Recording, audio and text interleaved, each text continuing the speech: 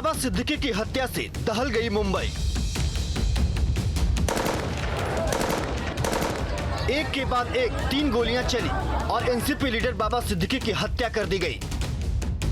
मुंबई से लेकर दिल्ली तक सियासी हलकों में भी इस हत्याकांड की गूंज है। यह हत्या किसने की और क्यों की, ये जांच का विषय है। पुलिस इन्वेस्टिगेशन कर रही है, लेकिन सबसे पहले आप ये जान लीजिए कि हुआ क्या। शनिवार रात करीब 9:15 का वक्त, बांद्रा ईस्ट का खेरबाड़ी सिग्नल इलाका।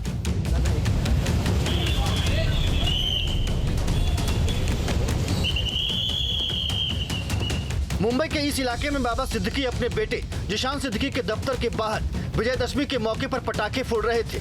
तभी कार सवार 3 हमलावर पहुंचे। तीनों ने मुंह पर रुमाल बांधा हुआ था। हमलावरों ने किसी को कुछ भी समझने तक का मौका नहीं दिया। बाबा सिद्दीकी को निशाना बनाकर गोलियां दागना शुरू कर दिया। गोली लगने के बाद बाबा सिद्दीकी वहीं जमीन पर गिर पड़े। बाबा सिद्दीकी के पास में खड़े एक सहयोगी को भी पैर में गोली लगी है।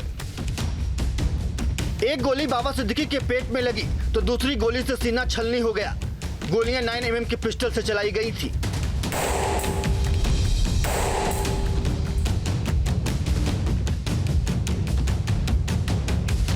शुरू में लोगों ने इस पर ज्यादा ध्यान नहीं दिया, क्योंकि जगह जगह पुतला दहन के कारण पटाखों की आवाज में गोलियों की आवाज कहीं खो गई थी।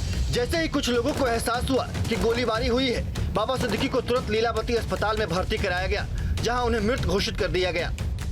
इंटेंसिव केयर के डॉक्टर्स थे, कैजुअल्टी के डॉक्टर्स थे। ये लोग ने बहुत प्रयत्न किया और कोशिश की, लेकिन उनका पल्स रेट वापस नहीं आया। हमने उन्हें फिर आईसीयू में शिफ्ट किया और जो भी दवाइयाँ देनी थी, ब्लड प्रेशर ऊपर लाने की, खून को बंद करने की वगैरह, वो सब हमने दे दिए, लेकिन उनका निधन 11:25 को कुछ हो गया। जैसे ही ये खबर फैली कि बाबा सिद्दीकी की हत्या कर दी गई है, सियासी हलके में हड़कंप मच गया।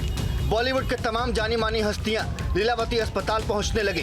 बाबा सिद्दीकी के समर्थक भी इकट्ठा होने लगे। पूरा मुंबई इस हत्याकांड से दहशत में आ गया। किसी को भरोसा ही नहीं हो रहा था कि बाबा सिद्दीकी की हत्या हो सकती है। फायरिंग की जानकारी होते ही पुलिस टीम मौके पर पहुंच गई।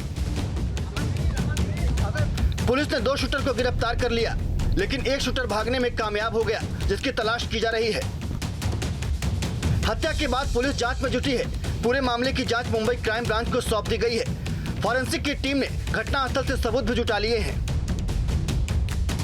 9:30 बजे निर्मल नगर परिसर पुलिस ने 2 संदिग्ध लोगों को गिरफ्तार किया है, ताबे में लिया है और इस घटना की आगे की जांच क्राइम ब्रांच मुंबई कर रही है। No comments. अब सवाल उठता है कि आखिर बाबा सिद्दीकी की हत्या क्यों की गई? आखिर शूटर्स को हत्या का ऑर्डर किसने दिया? साजिश का एंगल क्या है? इन सवालों से पर्दा उठना अभी बाकी है। बताया जा रहा है कि बाबा सिद्दीकी को 15 दिन पहले जान से मारने की धमकी दी गई थी।